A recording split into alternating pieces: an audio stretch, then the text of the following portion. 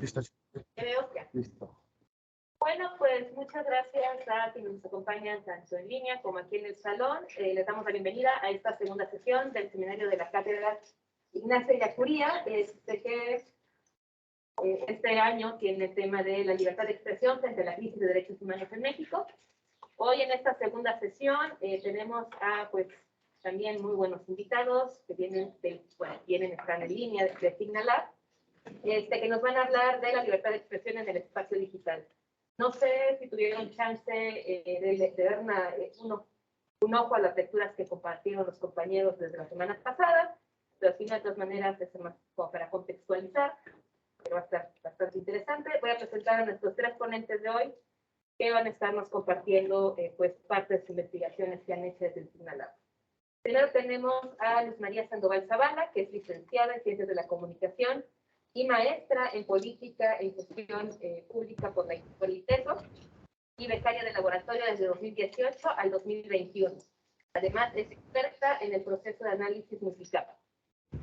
También tenemos a Eduardo G. de Quevedo Sánchez, que es licenciado en Psicología por el Departamento de Psicología, Educación y Salud del ITESO, becario de laboratorio desde 2016 y responsable técnico de Signalab desde 2017. Además, es coordinador del área de visualización y base de datos, experto en diferentes herramientas de análisis y visualización. Por último, pero no menos importante, tenemos a Anthony F. Mérida, que es licenciado en Ciencias de la Comunicación y maestro en Estudios Culturales por la Universidad Autónoma de Chiapas, doctor en Ciencias Social con especialidad en Sociología por el Colegio de México. Ha sido periodista, locutor, productor de noticias en Chiapas y Veracruz, y es asociado del laboratorio Signalab del ITESO desde 2020. Entonces, pues, ellos van a dar una práctica del día de hoy y les doy la palabra para que comiencen. Muchas gracias, maestra Chanik. Buenas tardes a todas, a todos, a todes.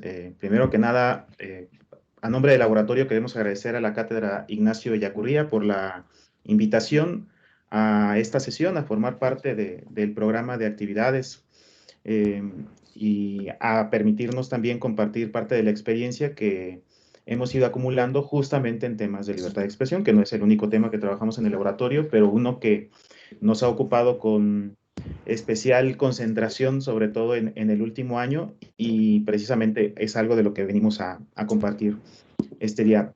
Digo, ya nos hicieron el honor de presentarnos, pero igual los saludamos. Mi nombre es Anthony. Yo estoy en el laboratorio desde 2020 y parte de mi aporte es justamente algunos elementos de análisis de redes, aunque mi área de especialización es en temas de acción colectiva y movimientos sociales. Y le doy la palabra a la profesora Luz. Muchísimas gracias, Anthony, por la presentación, por cederme la palabra. Igualmente, les agradezco a todas, todos y todes por la invitación. Como ya lo mencionó Tony, mi nombre es Luz y vamos a estarles platicando un poco de nuestra experiencia en el laboratorio. Mi colaboración con el laboratorio inició desde el 2018 hasta la actualidad y como ya lo mencionaron con anterioridad, mi área de expertise es el análisis multicapa, el cual les estaré platicando más adelante. Y ahora les cedo la palabra a Lalo. Eduardo, por favor.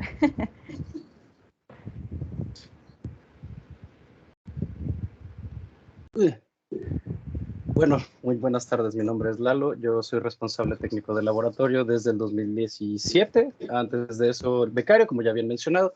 Mi área de expertise literal va a ser la elaboración de estrategias y la apropiación de herramientas que nos puedan facilitar la observación, el parseo, el minado y la descarga, así como la limpieza de los diferentes datos con los que trabajamos en el laboratorio. Si quieres comenzar con los objetivos del laboratorio, Luz. Claro que sí, Lalo. Para explicarles de qué va nuestra chamba en Signalab, son 4 objetivos los que tenemos de manera muy particular. Entre ellos son contribuir a la construcción de un espacio público democrático, redes sociodigitales y su centralidad para el debate. Con esto, ¿o cómo lo podemos hacer? Bueno, pues a través del segundo objetivo. Evidenciamos prácticas digitales que fomentan la polarización y que inhiben el diálogo democrático, sus riesgos globales y a futuro. Y después nuestra chamba, a partir de identificar e evidenciar estas situaciones, es construir conocimientos socialmente relevantes sobre las transformaciones derivadas de la aceleración tecnológica y las nuevas formas de comunicación. Y finalmente, a partir de estos 3 puntos, que como cuarto objetivo tenemos el fortalecimiento de las capacidades para la docencia y la investigación. Así como hacemos investigación de manera continua en el laboratorio, también esta investigación para nosotras y nosotros dentro del mismo laboratorio es una formación constante para mejorar tanto nuestras habilidades como nuestras prácticas, y esto ¿qué nos conlleva? Pues a transmitir el conocimiento a otras y otros. Y a continuación Lalo les va a explicar el siguiente punto. Gracias. Gracias a ti. Muy bien. Bueno, como parte de la metodología multicapa, obviamente tenemos que comenzar con el punto 0, ¿no? Que es la identificación de una coyuntura o de un evento o de una situación, una palabra clave, que nos pueda dar paso primero como para entender qué es lo que queremos buscar y generar una primera pregunta. Sin embargo, el paso 1, que es a lo que me voy a abocar ahorita, es a obtención de datos a través de descarga o de otras estrategias. En nuestro caso, nosotros nos conectamos por medio de scrappers de diferentes tipos a conexiones directas a la interfaz de desarrollo de plataformas o APIs, como se conoce. Principalmente trabajamos con la API de Twitter, sin embargo también hemos descargamos activamente datos de YouTube, datos de Instagram, generamos visualizaciones de diferentes tipos a partir de ellos, pero lo primero son las herramientas con las que nos movemos. Si nos podemos dar al siguiente, por favor. Muy bien. Como dije, Twitter es como la principal plataforma donde nosotros obtenemos datos y hacemos una revisión general como del ambiente general, ¿no? Que tiene la red en sí misma. TOT fue la primera herramienta con la que trabajamos en el laboratorio. Es una herramienta, un scraper, que lo que va a hacer es conectarse a la versión 1 de la API de Twitter y va a generar la oportunidad de acceder a 2 endpoints o a 2 puntos de contacto, que son el REST API y el Stream API. El REST API nos va a permitir poner palabras clave en búsqueda hasta 7 días hacia atrás. Pueden ser arrobas de usuarios o pueden ser palabras clave, hashtags, cualquier cosa que caiga y dentro de los 7 días lo va a jalar hacia nosotros. En el caso del Stream API es como una llave abierta de Twitter, ¿no? Lo que se esté diciendo respecto a los temas que nosotros le hayamos otorgado lo vamos a descargar en ese momento, sin ningún tipo de filtro ni nada más. Al final lo que nos va a otorgar TOT es un chorizo gigantesco que se llama JSON, que a final de cuentas es una anidación de anidaciones en anidaciones de datos que van uno atrás del otro concatenados, pero que al final son el contenido de todos los tweets que se hayan mencionado dentro de nuestros términos de búsqueda. Para poder acceder a ellos tenemos que minarlos y parsearlos, y ahí es donde entra TweetGarage como integración de TOT, que es también herramienta propia del laboratorio, en donde vamos a poder extraer de este chorizote de datos frecuencias de emojis, de palabras, de hashtags, de URLs, de usuarios. Nos va a permitir obtener datos de geolocalización en caso de que el usuario los haya puesto en su descripción. También vamos a obtener los campos de metadato que nos arroja Twitter por sí mismo, es decir, la fecha de creación del tweet, la hora de creación del tweet, el número de likes, faves, etcétera, que puedan presentarse dentro de ese tweet, y de ahí nosotros podemos generar nuevas visualizaciones hacia el nivel de contacto que tuvo este tema, el nivel de concentración que tuvo de usuarios, etcétera, porque también nos va a ofrecer la posibilidad de 3 formas de visualización de red. Nos va a dar usuario-usuario, usuario a hashtag y hashtag a hashtag. Cada uno funciona entre sus propias lógicas, pero los primeros 2 van a ser cómo se relacionaron los usuarios primero con ellos mismos, es decir, con otros usuarios, o con los hashtags en sí mismos, ¿no? Más adelante les voy a mostrar algunos ejemplos de las visualizaciones, pero estos son los campos en los que nos podemos concentrar para hacer las búsquedas dentro de la descarga de TOT. Otra herramienta que utilizamos es Arcagrama, que nos va a ofrecer el top 100 de las notas que se hayan ofrecido en la API de Google News, y a partir de ello nosotros podemos trabajar con los títulos de las notas, las fechas de creación de las notas, los autores por sí mismos, la descripción breve de cada nota, y con ello trabajar pues propiamente con otro corpus. Ya no estamos hablando solamente del corpus de lo que dice la gente en Twitter, sino también el corpus de cómo están leyendo los medios estas diferentes cosas. Esto se puede hacer a través de palabra clave, por ubicación, se puede hacer por nombre de ciudad, pero al final pues nada, lo que tenemos es otra tabla de datos con la que podemos generar más visualización y hacer nuevas preguntas. YouTube Networker aprovecha 2 integraciones, una de producción propia del laboratorio de nuestro profesor Amado Tuga, que desarrolló esta visualización en 3 dimensiones, que es increíble. Más adelante tengo otro ejemplo para mostrarlo. Pero la integración con YouTube es a través del DMI, que es la iniciativa de Digital Methods para acceder a los datos de YouTube, de donde podemos obtener redes de canales, redes de videos, a través del algoritmo de integración que tiene para recomendaciones. Y a partir de ello, realizar las siguientes visualizaciones. Si nos vamos al siguiente, por favor. Ahora sí, venimos a presentar por primera vez una herramienta muy nueva, ¿no? Es ahorita la herramienta de integración más nueva que tenemos en el laboratorio. Por lo mismo, todavía no está terminada, pero ya genera las descargas que necesitamos. Esto es DeLorean. DeLorean, para los que se ubican volviendo al pasado, volviendo al futuro, pues es una máquina del tiempo. Y es que justamente eso es lo que nos ha permitido. DeLorean es solamente el scrapper que nos permite llamar a la aplicación de el acceso académico de Twitter de la versión 2. Es decir, nos va a dar un acceso histórico desde la creación de los tweets en 2006. Nos va a permitir a partir de ahí jalar los tweets que se hayan generado a partir de términos específicos o de nombres de cuentas, pero justo es esto, la ampliación a dejar de trabajar con cientos de miles de tweets a empezar a movernos en datos de millones de tweets. Y esa es la gran diferencia, ¿no? DeLorean fue implementado también para el informe más reciente que tenemos de asedio, porque varios de los datos y las gráficas que están viendo son interacciones pues, históricas entre dos redes, entre 12 usuarios, como es el caso de Aristegui o como es el caso de AMLO, ¿no? Entonces, es altamente relevante para el laboratorio como empezar a darle más usos, ¿no? Entre ello también da la posibilidad de generar visualizaciones con anotaciones, que es una integración nueva de la versión 2 que nos ofrece, el cómo está leyendo Twitter, si son lugares, si son personas, si son eventos específicos y qué etiqueta le otorga a cada una de esas categorías. Es decir, estamos viendo cómo Twitter está leyendo a la comunidad que forma parte de su plataforma y eso nos parece sumamente interesante y estamos todavía en desarrollo de visualizaciones que nos faciliten integrarlo a los eventos, ¿no? A los informes, disculpen. Como se podrán dar cuenta, no tenemos todavía un logo para DeLorean, por eso tenemos el carrito, pero ahí está. Hasta ahorita hemos avanzado los primeros 3 puntos, que es descarga, minado, parseo y limpieza de los datos. Con las herramientas que hemos trabajado siempre en el laboratorio, podemos incluir OpenRefine, que nos ha permitido también extraer cadenas específicas de texto, identificar nuevas formas, generarle nuevas fórmulas que nos extraigan datos específicos de los corpus.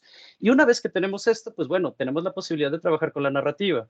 En ese sentido, para esto nos funcionan este tipo de visualizaciones. Del lado izquierdo tenemos un árbol de palabras que nos va a permitir entender el contexto inmediato de las palabras que estamos viendo. En el caso que tenemos aquí es una muestra, realmente no nos va a otorgar nada, es como se utilizan las palabras thank y you en una descarga de muestra en Reddit, pero sí nos da un norte de hacia dónde van distribuyéndose las conversaciones y cómo se va haciendo. En el caso de lo que tenemos del lado derecho son patrones discursivos dentro de la comunicación, es decir, esta descarga que estamos viendo de red es el bigrama generado de la descarga del hashtag cuando esto se acabe a mediados del 2020, que si nos detenemos a verlo con más cuidado, no sé si lo permitan las pantallas que en la pantalla que ustedes lo estén viendo, pero se alcanza a ver voy a, quiero ir, necesito hacer, ¿no? Como esta intención de que se acabe la pandemia para seguir con nuestras vidas. Y esto es algo que nosotros pudimos extraer directamente del corpus de los tweets de esta descarga en 2020. Entonces, en sí mismo, el trabajo con el corpus del texto nos parece obviamente necesario, pero las formas en las que podemos explorarlo son bastante amplias. Si le damos a la siguiente diapositiva, por favor, tenemos una nube de palabra que de hecho está presente en el último informe, que es la nube de palabras de Miroslava, alrededor del término de búsqueda, ¿no? Y las nubes de palabras lo que van a hacer es a partir de la frecuencia más alta, voy a darte el tamaño del texto que estás viendo. Entonces, pues nada, siguen siendo una representación de qué es lo que más se está diciendo. El proceso de limpieza y el proceso de trabajo con los datos que son para nubes de palabras sí es un poco especial, porque sí necesitas ir quitando a partir de stop words y a partir de ir revisando el contexto completo, qué palabras realmente pertenecen o contienen una carga más significativa, pero básicamente la opción es tener un primer norte de qué es lo que se está diciendo en la comunicación respecto a las cosas. Si nos vamos a la siguiente diapositiva, por favor. Lo que les había dicho de TweetGarage, bueno, este es un ejemplo de las redes de hashtag a hashtag. En este caso fue para el informe, si no me equivoco, fue el segundo de la red Unblock, pero no estoy completamente seguro. Igual ahorita me corrigen mis compañeros, pero aquí podemos ver claramente cómo funcionaba en ese entonces, ¿no? Lo que estábamos denunciando es que se estaban utilizando de forma coordinada varios hashtags para estar acentuando el maltrato hacia los periodistas y hacia cualquier cosa que fuera crítica hacia la presidencia en ese momento. Y pues nada, es bastante evidente en el tipo de hashtags que se utilizan, ¿no? El grosor de las aristas presente entre prensa sicaria, prensa prostituida, prensa corrupta, pues da un norte de cómo se utilizaron de forma lineal ese mismo texto una y otra vez de forma recurrente, ¿no? Entonces, justo es el tipo de cosas que nosotros podemos observar. ¿Qué tipo de comunicación están manteniéndose los tweets, ¿no? En el caso del hashtag to hashtag, pues es una correlación de presencia. Es decir, si tuvimos que haber puesto en el mismo tweet, en un quote o en una respuesta, alguno de estos tweets para que genere la arista. Entonces, justo este es el norte que nos permite obtener. Si nos vamos a la siguiente diapositiva, este es el ejemplo que les decía de la visualización en 3D. Sigue siendo un hashtag, un grafo de hashtag. Sin embargo, este grafo se utilizó para el segundo informe de la red ABLOB también, para dar cuenta cómo la misma comunidad también se puede abrir y da una claridad un poquito distinta. En el grafo original se puede navegar y nos podemos acercar o alejar o fijar según el nodo que queramos observar con más detenimiento, pero en sí el hecho de poder tener 3 dimensiones sí aporta una nueva forma de entender el grafo que estamos viendo y esa es la función que nosotros teníamos aquí. Si nos vamos a la siguiente. Otra forma de visualización con la que trabajamos en el laboratorio es el aprovechamiento de los emojis. El emoji, como todos saben, ya es una nueva forma de lenguaje en sí misma y abarca de forma muy interesante diferentes emociones que pueden estar presentes en una conversación. La presencia de un emoji de corazón, la presencia de un emoji de risa, pueden cambiar completamente el significado del discurso que se esté manteniendo en el tweet. Entonces, nos es muy relevante empezar a trabajar con ello, ¿no? Tenemos también otras opciones de visualización, que es usuario emoji y hashtag emoji, que nos permite también contextualizar bajo qué emociones están poniendo esos hashtags. En el caso que tenemos aquí presente fue una descarga en tiempo real que se utiliza una integración de Gephi que se llama Twitter Streaming Importer, que nos permite seleccionar los emojis que vayan apareciendo alrededor de palabras clave que nosotros le vayamos otorgando o de usuarios que estaban presentes, entre otras opciones, ¿no? En este caso lo que jalamos son todos los emojis que puedan aparecer dados los términos de Rusia, Ucrania, OTAN, Putin y me parece también Estados Unidos. Entonces, aquí podemos leer varias de las integraciones que están. No están todas las banderas ahí presentes, los corazones rotos, el llanto, el fuego, la destrucción, pero también existe la burla, no existe el payaso. Entonces, es un panorama sumamente amplio que habría que ir segmentando parte por parte, pero que habla de una nueva dimensión de análisis de los diferentes grafos. Si pasamos a la siguiente diapositiva, creo que ya es la última de ejemplos. Sí. Entonces, aquí sí te voy a pedir, Tony. En el caso de esta visualización, este es un mosaico de imágenes que nosotros sacamos para el informe de Bonafont. Bueno, para el informe de la lucha contra Bonafont que tuvo Altepec Mexicali como la Casa de los Pueblos en Puebla, ¿no? Ahí con ustedes. Entonces, lo que hicimos fue jalar los diferentes carteles que la gente estaba poniendo para promover la lucha en defensa del agua y hacer un mosaico con él. La verdad es que es un poquito difícil hacer que funcione desde la presentación, creo, pero está presente en el informe que nosotros tenemos de la lucha de los pueblos contra Bonafont. Y los invito también a pasar a darle una revisada porque la visualización es muy linda. Muchísimas gracias, Tony. No es ningún problema. Yo aquí sigo echando herbo. En fin, las visualizaciones que nosotros podemos aprovechar para darle más profundidad a los temas que estamos abordando, pues es esencial aprender a utilizar diferentes herramientas y el laboratorio en sí mismo le ha metido mucha intención a que no solamente seamos nosotros los que trabajamos en coordinación, sino becarios, otros profesores del departamento y ampliar mucho los conocimientos que tenemos en lógica técnica porque, bueno, nos hemos enfrentado nosotros a la dificultad de que si bien los ingenieros son expertos en su área, les cuesta mucho trabajo entrar a la traducción de los datos que son más sociales y que nos puedan llamar más la atención. Mira, muchísimas gracias, Tony. La visualización justo es esto, ¿no? Los diferentes carteles que estuvieron moviendo tanto en Instagram como en diferentes redes sociales que justo, ¿no? Buscan evidenciar el peso del defender el agua dentro de los territorios, ¿no? Y el tener la posibilidad de tú jugar, de tú picarle, de tú moverle, es la interactividad que buscamos para llamar la atención de la gente que podría estar haciendo algo al respecto, o en sí mismo para que el tema se mueva hacia adelante, ¿no? Justo es la intención del laboratorio también encontrar nuevas formas de presentar la información y de traerla como más didácticamente. Habiendo dicho esto, pues nada, creo que es el fin de la parte más técnica de la obtención de datos y la visualización con la que trabajamos, pero esto simplemente es el paso 1 y 2 de la metodología multicapa. Entonces, creo que es muy relevante entender que una vez que ya tenemos los primeros grafos, visualizaciones, de hecho voy a necesitar la diapositiva, creo que es la 9, si me haces favor, manito. Esa mera. Esto que hicimos hasta ahorita es solamente un paso lineal de donde es la obtención de los datos hasta llegar a una visualización más refinada y que incluso pueda llegar a ser interactiva y que puedas tú mover los datos. Sin embargo, una de las, pues no sé, de las herramientas más importantes que tenemos en el laboratorio es la recursividad en los procesos de investigación, y en ese sentido utilizamos mucho la lógica de Ben Fry en sus 7 pasos para la visualización de datos, que nos invita a, en cualquier momento, cuestionarnos las preguntas que tenemos y cuestionarnos si los datos que tenemos son suficientes para responder lo que estamos buscando, y entonces regresar a buscar nuevas palabras, empezar a descargar nuevamente, acceder a una nueva plataforma y empezar de cero. En fin, es uno de los ejes centrales de la metodología multicapa del laboratorio. Cualquiera de los pasos que, de hecho, le tengo que dejar la palabra ahora hacia Luz porque ya me extendió un montón, pero justamente es de las herramientas que más utilizamos, el estar constantemente regresando dentro de nuestros pasos para poder hacer los pasos. Entonces, Luz, si eres tan amable de continuar. Claro que sí, muchísimas gracias, Lalo. Tania, ¿podrías ayudar con la diapositiva 15, por favor?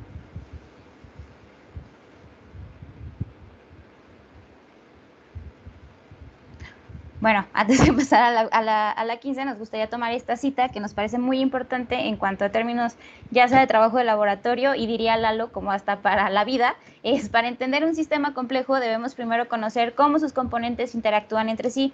En otras palabras, necesitamos un diagrama de su cableado interno.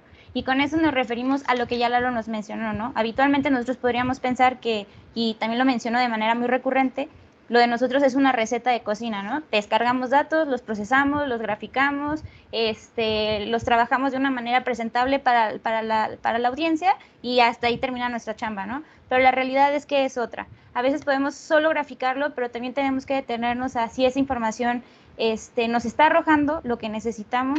Si, como ya lo mencionó Lalo, necesitamos otro tipo de información que pueda robustecer lo que ya investigamos y a partir de eso seguirlo trabajando. Entonces nosotros lo que les proponemos en lo que es nuestra metodología multicapa son 5 pasos. Ya lo dije, no es como una receta, pero sí es una forma como de un diagrama a seguir de cómo hacemos nuestro trabajo a veces, no a veces, la mayoría de las partes de las veces en SignalLab. Es decir, Lalo nos acaba de platicar el primer paso y el segundo, que es la descarga de datos. Nosotros lo hacemos a partir de ya sea identificando los hashtags de un trending. Si no es así, las palabras también, o los términos de búsqueda, mejor dicho, también en tendencia, o en algunos casos, y lo pongo de ejemplo, no necesariamente las personas tienden a utilizar hashtag, que eso es más como en conversaciones atípicas, que es donde lo notamos más, y cuando podríamos mencionarle, como son conversaciones un tanto más orgánicas, las personas olvidan los hashtags y utilizan la referencia del nombre de la persona a la que están hablando o de la temática a la que quieren citar y dejan de lado el hashtag, y es información que a veces pasa por largo cuando nada más nos detenemos a utilizar este tipo de descargas, ¿no? Entonces, a partir de eso que nosotros ya tenemos, pasamos al segundo paso, que es visualizar las redes, ¿no? Los filtramos por los nodos más activos, grado de entrada y salida. Con los nodos nos referimos a los usuarios, si es que la gráfica se hace de user to user, o en este caso de user to hashtag, es los usuarios qué tipo de hashtag utilizaron. Esos son nuestros nodos. En cuanto a grado de entrada y grado de salida, ya esto se le conoce y llámese retweet, respuesta, mensaje original, y a ver, ya dije retweet, respuesta, mensaje original, y me falta uno que ahí mensaje original, RP y el tweet original. Estoy en lo correcto. Entonces, estos son grado de entrada, las veces que se emitió, y el grado de salida, las veces que, el grado de entrada es las veces que se recibieron ese tanto retweet, RP, mención y tweet único, y en el caso de grado de salida, las veces que salió ese mensaje a los diferentes canales a los que se enviaron, ¿no? Entonces, a partir de eso vienen el tercer paso, el cuarto y el quinto. Para eso yo les voy a hablar un poco del ejemplo sobre la red AMLO y cómo a partir de este ejercicio nosotros pudimos establecer esta metodología multicapa. ¿Me puedes ayudar, Tony, con la siguiente diapositiva, por favor?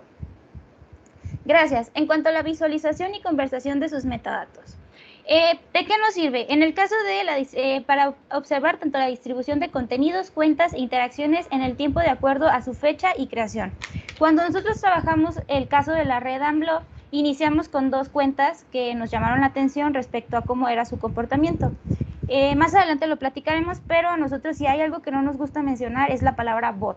Preferimos llamarles cuentas atípicas, es decir, que tienen comportamientos muy vamos a llamarle irreales en comparación a los comportamientos habituales de cuentas, tanto de personas, digamos, normales, como ¿no? A personas de carácter, ya sean influencer, a medios de comunicación, a personas públicas, políticas, etc., qué sé yo, que están mejor posicionadas en la esfera sociodigital, ¿no? Entonces, ¿qué es lo que detectamos nosotros? Que para poder hacer ese comparativo, ahorita me voy a pasar a ese punto, nosotros hicimos las gráficas normales, como ya nos lo representó Lalo, pero a partir de eso, pues empezamos a identificar que estos comportamientos atípicos llevaban a otro tipo de situaciones, ¿no? Entonces, ese alcance también nos da la oportunidad de empezar a ver las vistas, el apoyo que consiguen en los likes y la conversación que detonan en hilos de comentarios. Es otra de las cosas que nosotros empezamos a ver a partir de la primera gráfica.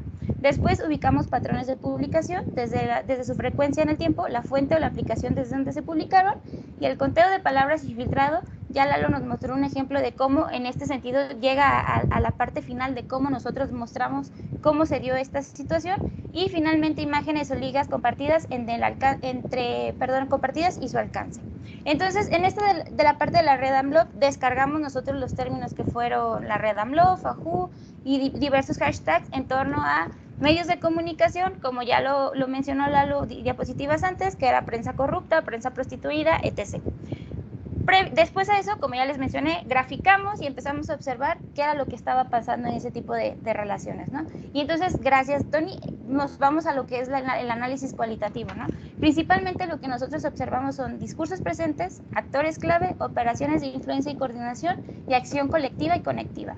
En cuanto a discursos presentes, todo depende de lo que estamos observando. Si estamos observando cómo es este tipo de conversación en la red AMLOP, pues vamos viendo de cómo va la narrativa, en este caso si son hegemónicas o disruptivas, o cómo va evolucionando. En cuanto a los actores clave, empezamos también a ubicar las personas u organizaciones que concentran visibilidad o interacciones, sus orígenes e impactos en el contexto político, histórico, social y cultural. Porque no solo nada más es observar qué hacen dentro de la red, también hacemos un mapeo por fuera, ¿no? Y vamos identificando, bueno, este actor a qué organización pertenece, esta organización con quién se relaciona, y entonces nosotros así empezamos a hacer un universo más amplio para poder hacer el análisis un tanto más abierto y no únicamente acotado, porque también eso es lo importante del análisis multicapa. No nada más nos basamos con los datos que nosotros podemos obtener, en este caso de la plataforma como es Twitter, ¿no? De cómo va la conversación, sino también cómo llenamos este tipo de datos a partir de otra información que podemos obtener, tanto de como sabemos, siempre es una continuidad entre lo online y lo offline, ¿no? Y nos vamos al tercer punto, entonces las operaciones de influencia y coordinación. Empezar a ver si este tipo de operaciones pues nos evidencian si son coordinadas, atípicas, y sus patrones se pueden reconocer hasta cierto modo. En el caso de la red AMLOP, como ya lo mencioné, empezaron a presentar ciertos patrones muy, muy extraños. Entre las observaciones que nosotros encontramos era que había similitud de horarios a la hora de compartir información, abusaban de los tweets por día, es decir, entre 100 y 200. Nosotros hicimos un comparativo, como ya lo dije antes, de cuentas que tenían mayor actividad. Con eso nos referimos, en algunos casos, ustedes lo notarán, los medios de comunicación a veces, en algunas situaciones más cuando son independientes, dependen mucho de los clics. Entonces, lo que suelen hacer es publicar más de 100 tweets a lo largo del día para pues tener la mayor cantidad de clics posibles para sus páginas web. Entonces, dentro de ese aspecto, pues uno ya sabe más o menos cómo es la parte operativa. Pero si nosotros veíamos este tipo de coordinación en esta conversación, ahí nos dábamos cuenta que pues ellos rebasaban lo que era la hora de publicación de más de 200 tweets. Entonces, desde ahí, pues para nosotros era una bandera roja, ¿no? También era observar cada una de las cuentas cómo operaban. En este sentido, nos dimos cuenta que ejecutaban diferentes acciones. Es decir, unas solo se dedicaban a retuitear. Y ahorita les vamos a decir cómo clasificamos estas. Otras solo se dedicaban a responder. En otros sentidos, retuiteaban y te respondían. En otras hacían las tres acciones, que era retuitear, responder, y además tenían tweets únicos. En otros eran tweets nada más, únicos, no hacían otra cosa que fuera retuitear, comentar, mencionar en lo absoluto, Y por último, o sea, para que vean cómo fuera, en total eran 6 variaciones de estilo, de formas de interactuar en Twitter. Y por último era el tweet único y las respuestas, ¿no? También en promedio por tweets, ojo, tenían más de 6,300 por usuario. Entonces, ese tipo de cositas eran las que sí las podíamos ver en manera general. Podemos ver una red y decir, bueno, se emitieron 500,000 tweets, pero de esos 500,000 tweets, pues, ¿cómo vamos a empezar a clasificar esa información? Y además a veces es bien interesante que podemos hacer ese trabajo de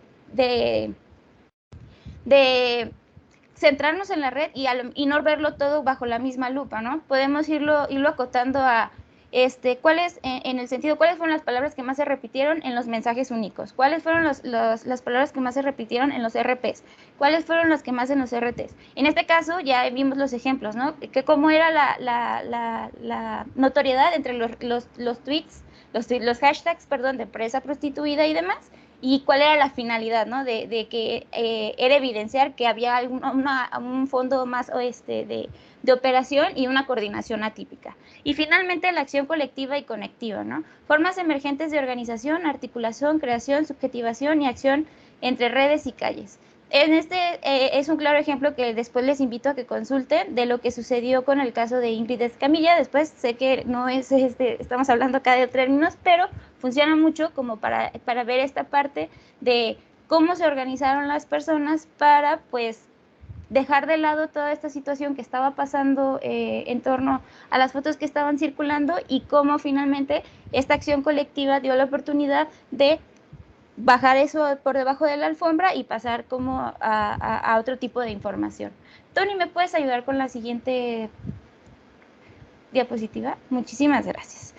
Para la categorización de cuentas y sus funciones. Como se los mencioné, nosotros a partir de empezar a ver esta situación, además de eso, de que aprovechamos las herramientas con las que estamos trabajando, Lalo ya nos ayuda explicándonos eso, pues también nuestra chamba es, pues, constantemente lo que hacemos es estar entrenando la mirada, o sea, no nada más es lo que las herramientas nos lanzan, las funciones matemáticas y demás, también es estar comprobando lo que de cierta forma sí nos lo dice la herramienta, pero nosotros también qué podemos observar a partir de eso. Y eso nos ayudó mucho para poder hacer esta categorización. Nosotros las cuentas las observamos bajo 4 formas, ¿no? En este caso les dije que estas 6 formas de interactuar de estas cuentas pues nos dieron la oportunidad de poder hacer esta clasificación. Para ello, entonces, los MCs nosotros los conocemos como los Master of Ceremony. Es decir, en la red AMLO, los que hacen los tweets únicos invitaban a las personas a que se unieran a este movimiento y utilizaban la estrategia de sígueme y te sigo. Entonces era, ok, esto es lo que está pasando, pero si tú me sigues, por ende te van a seguir a ti 5,000 cuentas. Y así era como se iban manejando, ¿no? Y además de eso, pues eran los que también pasaba algo en el caso de la mañanera y ellos ponían el tema en circulación y, bueno, las otras 3 cuentas se encargaban de posicionar entonces el tema que ellos estaban buscando. Como lo demuestra acá, circulaban las tendencias, marcaban y definían la narrativa. En los casos de los coros, estos tenían un elevado grado de salida, como les mencioné, en algunos casos eran más de 6,300 tweets que emitían solo por una semana. O sea, en una forma orgánica, pues ¿en qué momento tenemos tiempo para emitir tantos tweets? Hasta en una hora, ¿no? Entonces, y además de eso, su grado de entrada también era como muy, pues no recibían nada. En realidad lo único que ellos se dedicaban a estas cuentas era estar compartiendo, lo que nos daba un comportamiento de manera muy automatizada. En cuanto a los fans, ahí sí era un tanto más difícil darle como esta categoría porque estábamos en el inter entre, oye, pero es que tiene un comportamiento de como de coro, pero pues es que también comparte imágenes de perritos, pero bueno, como que sí es alguien que le gusta estar ahí con el tema, pero también le interesa esto, bueno, vamos a ponerle su liga de fans. ¿Y esto a qué nos referimos? El que simpatizaba con la causa. O sea, eran cuentas reales de personas, de seguidores, en este caso ya se los mencioné, simpatizantes que se sumaban a la tendencia porque pues tenían alguna afinidad con el tema o con la cuenta periodista que estaba haciendo la mención, ¿no? Y finalmente los troles. Estos de plano se dedicaban a atacar las cuentas. Ya sea, se iban directamente a atacar a la persona que estaba agraviada en ese momento. Si en la red AMLOP decidían que en la mañanera de ese día no les había gustado que cierto periodista les había preguntado X situación, pues todos se iban en contra de ese periodista para decirle, oye, ¿por qué opinas respecto a esto? Y si alguien defendía al periodista, salía entonces este troll a atacar a ese usuario y hacía como todo el tiempo como referencia. Entonces, estas fueron las 4 clasificaciones que nosotros encontramos a partir de ello, ¿no? Y como ya se los mencionaba, esto fue a raíz de empezar a revisar estos comportamientos previo de tanto influencers, medios de comunicación, personas en la esfera que tenían mayor posicionamiento y cómo era su comportamiento. Y finalmente, este ejemplo es también haciendo referencia a la recursividad del proceso que ya nos había comentado Lalo. Nosotros podemos tener una forma de trabajar, es decir, podemos seguir los 5 pasos, pero siempre vamos a estar regresando. Usualmente nosotros podemos empezar por graficar lo que sería la parte superior derecha, en la que ustedes pueden ver la red. Gracias, Tony, por ayudarme. En la que nosotros pues diríamos, ¿no? Pues aquí de manera principal podemos observar que los hashtags utilizados fueron RedAMLOP, Reforma Todo Lo de Forma, etc. Pero luego nos preguntamos, ¿y cómo vamos a saber quiénes están más inmiscuidos en esta red? O quién o cómo se articula, o qué es lo que hacen, o cuáles son sus relaciones. Bueno, pues entonces hacemos otro filtrado y nos vamos al siguiente ejemplo, que sería la parte inferior izquierda, en el que están Baches de México. Ahí lo que hicimos fue quedarnos única y exclusivamente con esa comunidad para revisar, porque era como la que tenía mayor actividad, entonces habría que ver, ¿no? En este caso, el de entrada, Baches de México, era el que más recibía, y en el caso de salida, era pues más Águila, que era uno que estaba clasificado como bot. Perdón, no es bot, discúlpenme, que estaba clasificado como coro. Perdón. En el caso de Más Águila, como se los mencionaba, estaba clasificado como coro, que era de los que tenían más de 3,000 tweets que emitía a lo largo de la semana, ¿no? Y entonces a lo que voy es esto, ¿no? Ok, graficábamos y regresábamos, y entonces ya contábamos con lo de Más Águila, y después íbamos y hacíamos otro filtrado, y luego obteníamos la base de datos, y luego limpiábamos la base de datos.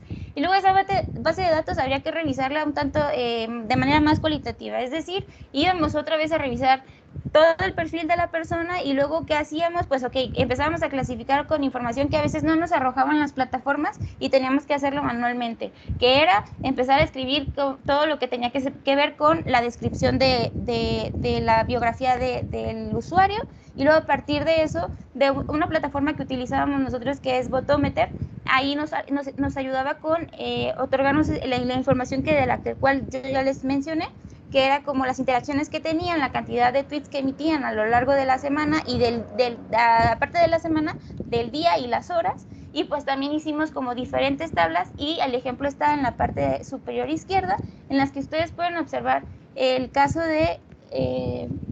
no alcanzo a ver, discúlpenme.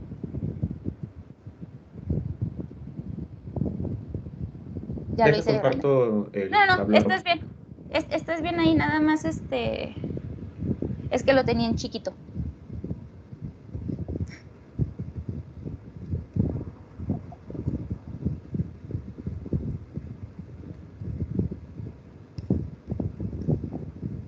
Bueno, a lo que Tony nos pone, el caso era de Sam Tao Jing. Ella, por ejemplo, tenía 1,752 followers. La fecha de creación de su cuenta era de 2015, pero en promedio de tweets por semana tenía 2,500.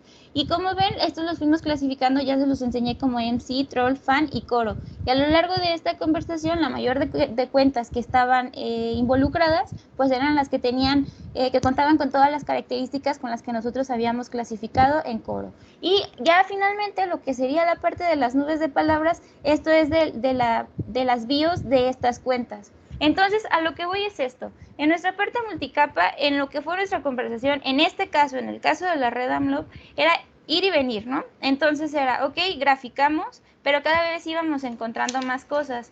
Pero las preguntas que nosotros siempre nos planteamos en resolver era, ¿qué es? cómo operan y cuándo operan. Y a partir de ello fuimos regresando para decir, cuento con la información de cómo son las relaciones, cómo son los usuarios, qué quiero saber también de los usuarios, porque no nada más me puedo conformar con la parte de lo que me arroja en cuanto a las relaciones que tejieron. Quiero saber cuáles son las características de cada uno de los usuarios, qué me funciona de ese tipo de características para poder hacer más robusta mi investigación, y además de eso, pues que siga comprobando la teoría de que aquí hay algo atípico y que además de ese algo atípico, ¿con qué características también puedo yo nombrarle de esa manera? Y adelante. Muchas gracias, Luz. Bueno, todo este repaso es un poco para dar cuenta de lo que hay detrás de cualquiera de los trabajos que nosotros realizamos en los temas que estamos abordando, ¿no? Evidentemente hay una agenda que es académica, pero también hay un grado de agenda que es de involucramiento con cierto tipo de temas, ¿no? Que preocupan al laboratorio, que tienen que ver con cuestiones de derechos humanos, evidentemente de libertad de expresión, todo lo que gira en torno a la tecnopolítica, y por supuesto atendemos mucho a las coyunturas que se van presentando en la esfera pública y en la escena política contemporánea, ¿no? Y bueno, este método de trabajo se aplica y se replica en cada uno de los informes en mayor o menor medida. Vamos integrando pues algunas de las innovaciones que se van desarrollando en el laboratorio, como es el propio DeLorean, o herramientas con las que vamos entrando en contacto y que nos permiten no solamente acceder a los datos, visualizarlos, sino a construir nuevas preguntas sobre lo que está pasando en los espacios sociodigitales. Uno de los temas que nos ha venido preocupando, evidentemente, en los últimos años y al que decidimos dedicarle mucho trabajo en los meses recientes, es el tema de la violencia que se vive de manera cotidiana y sistemática hacia las y los periodistas. Decidimos construir una serie de estudios, de informes, de los cuales ya se han publicado 2, y en los que tratamos de acceder a algunas de las aristas que tienen que ver con este fenómeno y de las cuales evidentemente hay un fuerte correlato en los espacios sociodigitales, específicamente en las redes sociales, y muy particularmente ocurre en Twitter, ¿no? Entonces, ¿cuál es el contexto a partir del cual empezamos a construir estos informes? ¿Y cuál es el objetivo con el que lo estuvimos haciendo? El principal objetivo era tratar de identificar, caracterizar y ofrecer evidencia sobre las posibles fuentes de vulnerabilidad para las y los periodistas en su quehacer informativo. Queríamos ver si los datos nos permitían acceder a ciertas características que los hacían más vulnerables, ¿no? En parte, la hipótesis con la que hemos estado trabajando es que el riesgo y la vulnerabilidad están de alguna forma diferenciadas, ¿no? Hay ciertos diferenciales de vulnerabilidad que tienen que ver con hechos muy evidentes, ¿no? No es lo mismo ejercer el periodismo en zonas donde hay conflictos por la delincuencia organizada a hacerlo en otros espacios. No es lo mismo ejercer el periodismo haciendo coberturas de temas como la defensa del territorio que cubriendo otro tipo de temas que no tienen relación directa con conflictos sociopolíticos, etcétera. Pero necesitábamos construir la evidencia, ¿no? O identificarla y ponerla de relieve. Y eso es un poco lo que nos propusimos hacer. Partimos de lo que está ocurriendo alrededor de distintas formas de activismo contemporáneo y de cómo las movilizaciones en escenarios digitales han sido objeto de intervención por grupos coordinados de usuarios que tratan de, pues de alguna manera, secuestrar o desviar la atención en torno a cierto tipo de conversaciones. Partimos de un contexto que se ha caracterizado por una fuerte polarización política y discursiva que tiene su correlato en los espacios sociodigitales.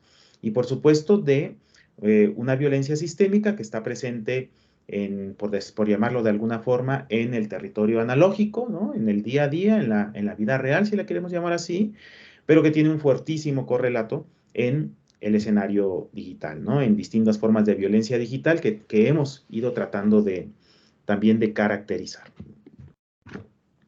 Entonces, en ese sentido, a partir de la identificación y de la fuerte relación entre por un lado, estos fenómenos de coordinación y de intervención en la conversación pública, prácticas de desinformación y, sobre todo, las agresiones que se están registrando hacia periodistas en distintas plataformas sociodigitales, no solamente en Twitter.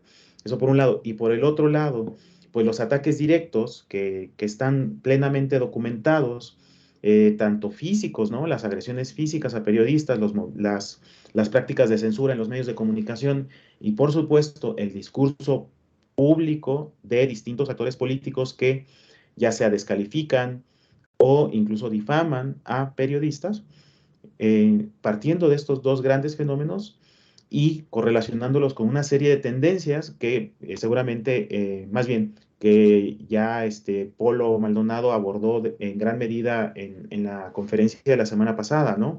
Hay no solamente muchas más agresiones hacia periodistas, sino que la tendencia en asesinatos ha ido creciendo, ¿no? Este año es realmente terrorífico en ese aspecto, ¿no? Los señalamientos hacia los periodistas desde espacios de poder y que en los espacios sociodigitales vemos que esto también tiene una tendencia, ¿no? Es decir, todas las formas de violencia parecen estar teniendo una tendencia al alza, ¿no? Entonces el fenómeno no solamente es visible y podemos inferir algo sobre sus causas, sino hay que ir poniendo de relieve sus características y cómo se ataca y se sufre de manera diferenciada la violencia en temas de libertad de expresión, tanto fuera como dentro de los espacios sociodigitales. Esos fueron un poco los objetivos que nos planteamos en los informes que ya llevamos publicados. Una de las dificultades fue cómo elegimos los casos, ¿no? Había cuenta de que, por ejemplo, este año, cada mes hay casos extremos de violencia hacia periodistas. Desde espacios como la conferencia matutina del presidente, hay un día en específico en el que se dedican desde el argumento presidencial a desmentir noticias falsas, pero que como parte de los informes que hemos realizado, lo que detectamos es que ese es un espacio desde el que se ataca a las y los periodistas, ¿no? Entonces, ¿cómo elegir los casos cuando esto es una cuestión sistémica, demasiado regular, a un grado del horror? Pues tuvimos que tomar algunas decisiones un tanto prácticas. Ser pragmáticos en ese sentido implicó sobre qué casos podemos, debido a nuestro monitoreo constante de estos temas, acumular un mayor grado de evidencia que nos permita conclusiones lo más sólidas posibles, ¿no? Y pues lamentablemente, periodistas que han sido más atacados nos permiten recuperar una mayor cantidad de evidencia que es susceptible de someterse al análisis, ¿no? Y en ese caso fue, por ejemplo, el caso de Aristegui, que es el que abordamos en el primer informe, porque hay muchísimas tendencias que han surgido de ataque a la periodista, ¿no? Y a partir de estos grandes cúmulos de evidencia tratamos de identificar esos patrones, esas prácticas y sobre todo quiénes eran los actores que están participando en los ataques, ¿no? Ya Luz les explicó la metodología multicapa que en parte nos permite en un primer momento identificar usuarios, sí, pero después a partir de esas relaciones entre usuarios empezar a ver ecosistemas de interacción en los que emergen cierto tipo de actores, ¿no? Actores pueden ser actores políticos, pueden ser organizaciones o pueden ser usuarios más o menos anónimos, ¿no? Y a partir de toda esta evidencia, pues lo que buscamos es caracterizar, ¿no? Y tratar de comprender y hacer comprensible, sensible y sensato en el sentido de que adquiera sentido este contexto de violencia en el que se está desarrollando el quehacer informativo. Y ahora quisiéramos empezar a compartir algunos de los hallazgos, ¿no? En realidad, los hallazgos que están ampliamente abordados en los informes, para esta presentación quisimos centrarnos en aquellos que caracterizan las condiciones de vulnerabilidad. ¿Por qué este aspecto es importante? Como parte del trabajo de laboratorio, se ha estado desarrollando un modelo que permite analizar intensidad, frecuencia y características de ataques digitales en Twitter. Básicamente este modelo lo que nos va a permitir es, a partir de descargas masivas de datos, detectar, partiendo de un diccionario de palabras clave que nosotros hemos ido identificando en análisis cualitativo, identificar qué tipo de violencia se está dirigiendo hacia, puede ser periodistas, pueden ser personas defensoras de derechos humanos, etcétera. Si es mensajes que buscan descalificar, si son mensajes que buscan amenazar, si son mensajes que buscan humillar o si son mensajes que buscan acosar, ¿no? Y en el caso específico de acoso, estamos pensando en el acoso que se dirige hacia mujeres, personas no binarias, disidencias sexuales, etcétera, ¿no? Entonces, como traemos estos lentes puestos tratando de identificar y caracterizar la violencia que se vive en espacios digitales, que además la vemos como un correlato de lo que pasa en los espacios no digitales, tratamos de identificar cuáles son las fuentes de vulnerabilidad. Y una primera condición que emergió en el análisis es el tema del género. Si bien revisando los datos de agresiones a periodistas, los hombres en frecuencia, por ejemplo, en casos de periodistas asesinados, los hombres tienen una mayor frecuencia. En cuanto al fenómeno sistémico, las mujeres sufren de la violencia de una forma muy particular, ¿no? No es el mismo tipo de violencia que sufren las mujeres periodistas con respecto a sus pares hombres. De hecho, hemos detectado que, por ejemplo, en los ataques digitales o en los ataques de violencia digital, la violencia que se dirige a las mujeres, sobre todo busca humillarlas por su condición de mujeres y se le dirigen ofensas que tienen siempre, o en la mayoría de los casos, connotaciones sexuales. Las amenazas incluso tienen esa carga de cuestión de género, cosa que no ocurre en las ofensas dirigidas a los hombres. Hacia los hombres, por lo regular, se busca ya sea descalificarlos o humillarlos, pero muy pocas veces acosarlos, ¿no? Entonces, esa fue la primera gran fuente de vulnerabilidad que identificamos. Y la segunda, cuando empezamos a ver datos desagregados en temas de mujeres, vimos que entre las mujeres, otra condición de vulnerabilidad que emerge es qué función cumplen como periodistas. Entonces, detectamos que las reporteras son las que sufren el mayor número de agresiones y que seguidas están las directoras de los medios. Entonces, esto nos muestra, por un lado, que el hecho de estar más expuesto en el espacio público, por ejemplo, siendo reportera de un medio de comunicación, te expone más. Y que seguido de ello, cuando una mujer logra, ya sea porque organizó un medio y se volvió directora del mismo, o porque alcanza este puesto, se vuelve, por esa condición de visibilidad, blanco de un mayor número de ataques, ¿no? Entonces, para mostrarles un poco esto está presente, por supuesto, en el informe que ustedes ya pudieron ver, pero quisiéramos mostrarles en esta sesión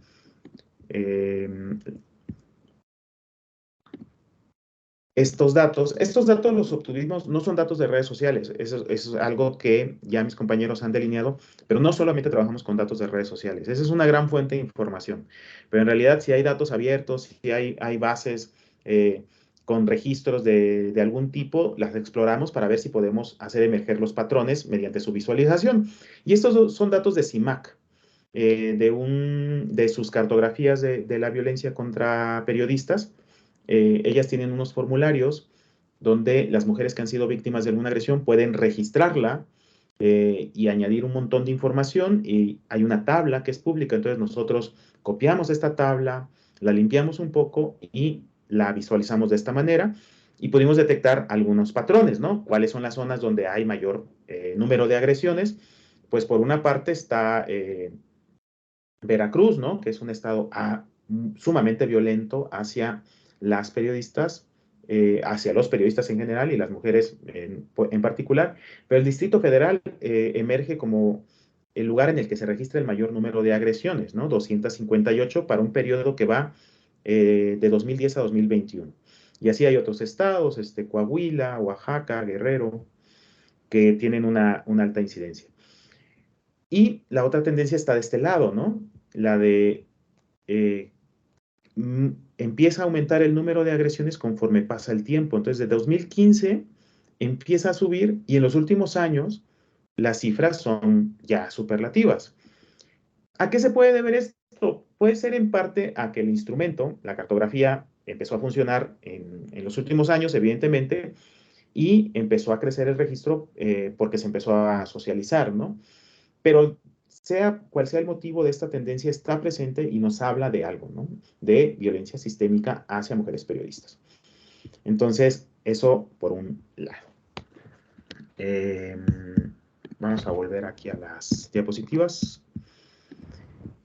Entonces, de los casos que estaban presentes y que susceptibles de análisis, nosotros elegimos el de Carmen Aristegui. Sobre todo porque el presidente le dedicó muchísimas menciones en la conferencia matutina. Y el trabajo que realizó el equipo fue tratar de identificar momentos clave en estas series de agresiones, ¿no? Entonces identificamos en junio de 2021, cuando se dio a conocer esta sección de quién es quién en las mentiras, y Carmen Aristegui dedicó un comentario editorial señalando que este ejercicio de quién es quién en las mentiras era un despropósito.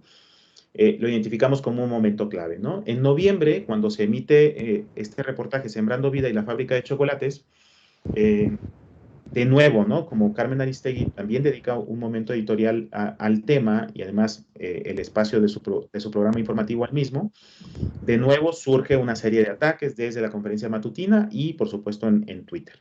Y ahí hicimos una descarga de más o menos 50.000 tweets. Y en enero pasado, cuando el medio de comunicación Latinus publica el reportaje del hijo incómodo y Carmen Aristegui replica esa información en su portal de Aristegui Noticias, de nuevo, viene un ataque en la mañanera y después se replica en redes sociales, ¿no? Entonces, esos momentos que nos permitieron identificar con este caso en particular fue un mecanismo, ¿no? O al menos nosotros lo entendemos como un mecanismo de cómo funcionan las agresiones que se viven en el espacio digital. Y en gran medida funcionan porque hay un momento en el que el tema se pone, el tema de descalificación hacia un periodista se pone en un espacio público, como son las conferencias matutinas del presidente. El presidente le dedica unas palabras a Carmen Aristegui, reprochando, descalificando. Carmen Aristegui lo ha señalado incluso como agresiones, ¿no? Las ha calificado de ese modo. Y después, inmediatamente en Twitter, empiezan a surgir hashtags, empiezan a surgir ataques dirigidos hacia Aristegui, ¿no? Entonces ese es el mecanismo, como lo vemos, la descalificación en el espacio público y luego los ataques, el acoso digital, a veces hay amenazas, la descalificación, la humillación en redes, ¿no? Les vamos a mostrar de nuevo otra visualización, permítanme que salga de la presentación y les muestre una de las visualizaciones que ustedes pueden ver en los informes de asedio, que es el de acá, me parece, sí. Como es una cantidad muy importante de tweets y recuperamos algunos del 27 de enero al 2 de febrero, que fue después de la emisión del reportaje del hijo incómodo. Y como tenemos estos diccionarios que nos permiten identificar palabras que se han usado o se usan para atacar, decidimos hacer un filtro de texto a todas las publicaciones y ver en qué momento la palabra, o en este caso el nombre de Aristegui, aparecía junto o cerca de palabras que sabemos que están siendo usadas para atacar, que fueron traidora, chayotera, vendida, corrupta. Y encontramos 2.776 tweets. O sea, en este caso son tweets de descalificación, en los que se busca atacar, en este caso a la periodista. Evidentemente la periodista aparece junto a otros, ¿no? En este caso, en algunos casos junto a Loret, en algunos casos junto a, ¿cómo se llama? Víctor Trujillo, ¿no? Aparece a veces con otros periodistas, pero siempre se trata de personas que están apoyando o defendiendo a una figura política, en este caso el presidente, y atacando a otra, en este caso a una periodista, ¿no? Eso por un lado. Me voy a regresar a la presentación.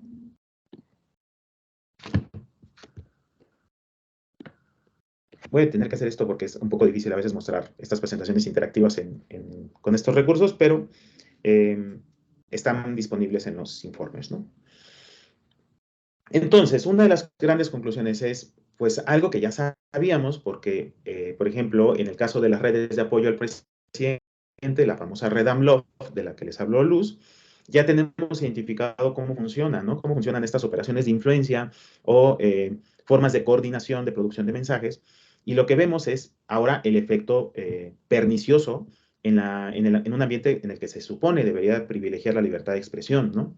Que es, ya sabemos que existe polarización, que esa polarización tiene que ver con estar a favor o en contra de un proyecto político, pero cuando se presenta este mecanismo de descalificación en el espacio público y que luego se reproduce en ataques digitales en una plataforma como Twitter, lo que ocurre es, ese es nuestro argumento, lo que ocurre es que se normaliza la violencia hacia los periodistas, ¿no?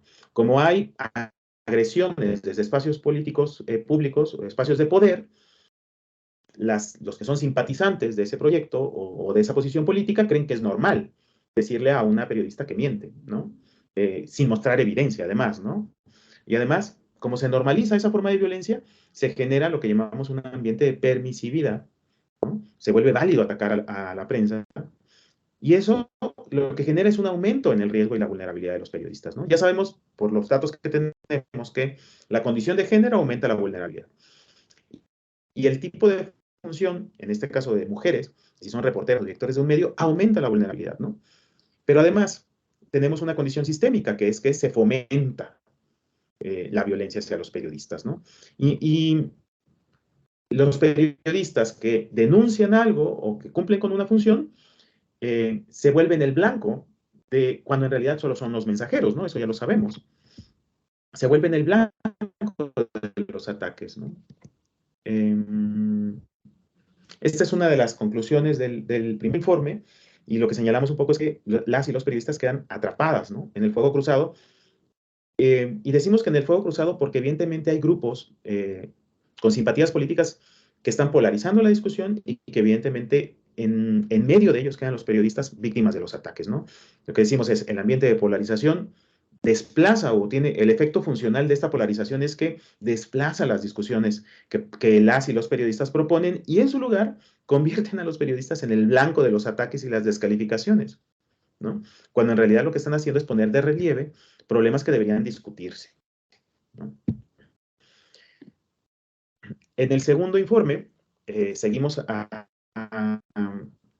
como buscando datos para tratar de hablar de estas fuentes de vulnerabilidad y encontramos que una tercera fuente es el tipo de cobertura que hacen las y los periodistas. Con datos de artículo 19, los datos anteriores fueron de CIMAC y ahora abordamos datos de artículo 19 y volvimos a confirmar esta cuestión de las tendencias, ¿no? Lo vimos con los datos de CIMAC, pero con los datos de artículo 19 volvimos a lo mismo, ¿no? Confirmamos que hay un aumento de las denuncias, ¿no? Pero además obtuvimos un nuevo dato, que es quiénes, o identificamos quiénes son los sujetos que son señalados como responsables de las agresiones. Y en la mayoría, ¿no? Estamos hablando de prácticamente el 40% de los casos, son servidores públicos, ¿no? Entonces, aumento de denuncias, involucramiento de servidores públicos, y un tercer patrón que emergió de los datos es qué temas estaban cubriendo las periodistas que denunciaron un ataque. Y en prácticamente el 70% de los casos estaban cubriendo temas de corrupción, de política, de derechos humanos y de movimientos sociales. Entonces, estos temas que implican denuncia, que implican que representan en gran medida la función social del periodista, que es poner en evidencia voces subalternizadas o desoídas tradicionalmente, como las de los movimientos sociales, las denuncias de corrupción, etcétera, las periodistas que están investigando estos temas son más vulnerables, ¿no? Por haber cubierto estos temas. Entonces, género, función y tipo de cobertura emergen como tres grandes características que nos permiten identificarlas como fuentes de vulnerabilidad que afectan, evidentemente las mujeres siempre se ven afectadas en mayor medida. Voy a salirme de la presentación y les voy a mostrar, en este caso, uno de los interactivos que generamos para este tema. Este fue el de Aristegui. Ok. Con los datos de artículo 19 empezamos a graficar las categorías para ver, pues, cuál era la frecuencia con la que se estaban presentando las agresiones por tipo de cobertura, ¿no? Tenemos un campo que es el no registrado, no sabemos de qué temas estaban hablando, porque no lo reportaron en las agresiones, pero corrupción y política, derechos humanos, protesta y movimientos sociales son los tres grandes temas que generan agresiones. Solamente corrupción y política es el 40%, ¿no? 428 casos. Y en cuanto a el presunto responsable, pues funcionarios públicos son los que aparecen siempre primero, ¿no? Pero los podemos aquí ir filtrando en la visualización, si ustedes acceden a ella en el informe. Quisiera mostrar lo que pasa con crimen organizado, ¿no? Que es uno de los actores que emergen también, o al menos en los datos que obtuvimos, emergen como posibles responsables o presuntos responsables de las agresiones. En Morelos, 5 casos, Guerrero, casos. En un registro de 10 años, estamos hablando de que todos estos casos corresponden a presunto responsable crimen organizado, ¿no? Y podríamos ir incluso desagregando por tipos de funcionarios, si son estatales, municipales, que están armadas y las fuerzas de seguridad, ¿no? Entonces aquí los podemos desagregar. Y de nuevo, ¿no? Podemos ir identificando en qué estado es donde se registraron más. En el caso de fuerzas civiles, el Estado de México, ¿no? 9 casos en este registro. Y acuérdense que aquí están además por temas, ¿no? Si filtráramos solamente para un tipo de tema, de las que estaban cubriendo corrupción y política, 3 casos en el Estado de México eran periodistas que estaban cubriendo corrupción y política y que fueron agredidas por fuerzas de seguridad civiles, ¿no? Entonces, ir desagregando estos datos, ir viendo los patrones, haciéndolos emerger, es lo que justamente nos ayuda a identificar y caracterizar cuáles son las fuentes de vulnerabilidad de las y los periodistas, ¿no? Nos estamos quedando un poco cortos de tiempo, entonces voy a irme directamente a lo que ocurrió con el segundo informe. Ahí descargamos datos históricos con el DeLorean, prendimos el DeLorean y descargamos 2 conjuntos de datos, uno para 2015 a 2018. Creemos que es importante distinguir lo que pasa entre sexenio y sexenio y por eso la herramienta además nos permite hacer estos cortes. Y de 2015 a 2018 hicimos una descarga con 774,000 tweets. Y desde 2018 al 22 descargamos 987,000 tweets. Esto ya de entrada es un hallazgo, ¿no? Es decir, hay una mayor frecuencia cuando buscamos tweets que respondan a los términos de búsqueda periodista asesinado o periodista asesinada, o asesinan a periodista, ¿no? Esas 3 combinaciones. Y aumentaron de 2018 a 2022, ¿no? Y eso ya es un primer hallazgo, ¿no? Que debería de ser preocupante y que esperaríamos que las autoridades respondieran a la preocupación que pone de relieve eso, ¿no? Estos son los grafos de usuario-usuario. Este es el de 2015-2018. Y yo quisiera llamar la atención sobre algo que a mí me parece que a lo mejor nos faltó resaltar en el informe, pero ahí va, ¿no? Esta comunidad naranja de acá muestra a los usuarios que hemos identificado como una comunidad que pertenece a México, ¿no? La búsqueda nos dio tweets de todo el mundo y evidentemente cuando nosotros hacemos los cálculos para identificar las comunidades y todo eso, una comunidad, en búsquedas globales, las comunidades casi siempre tienden a ser nacionales, ¿no? Se tienden a pintar de un color. En este caso, la comunidad de México se pintó de color naranja, ¿no? Artículo 19, Pájaro Político, Aristegui, Epigmenio Ibarra, Peña Nieto, Sin embargo MX, y muchos otros actores, ¿no? Que podríamos ir ahí desglosando, ¿no? A periodistas, actores políticos, activistas, medios de comunicación, ¿no?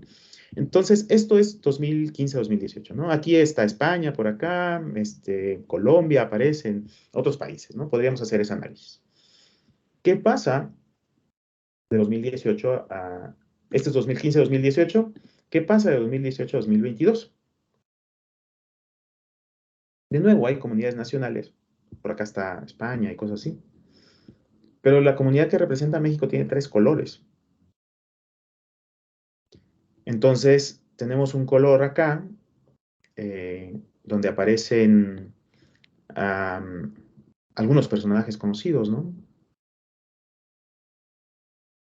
Y tenemos otra comunidad aquí, una comunidad verde que se mezcla un poco con la comunidad guinda. Y tenemos otra comunidad naranja acá arriba.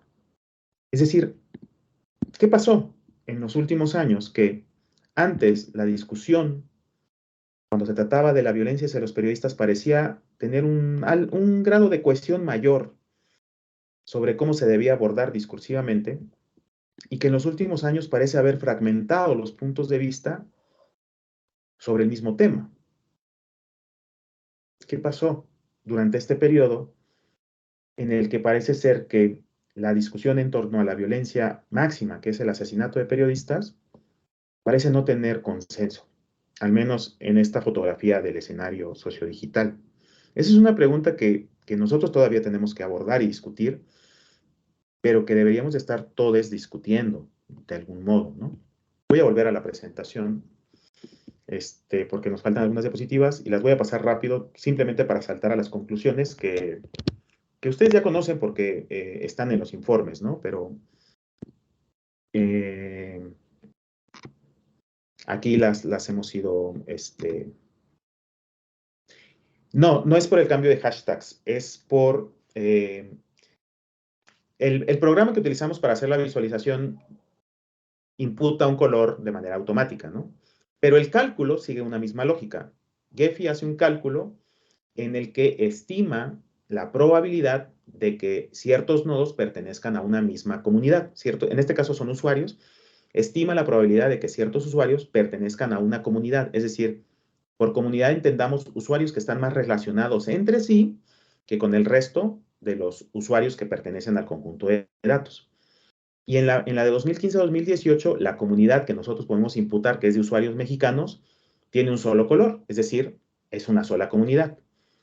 Y entre 2018 y 2022, los usuarios que son de México no están en una sola comunidad, están en al menos 3 grandes comunidades.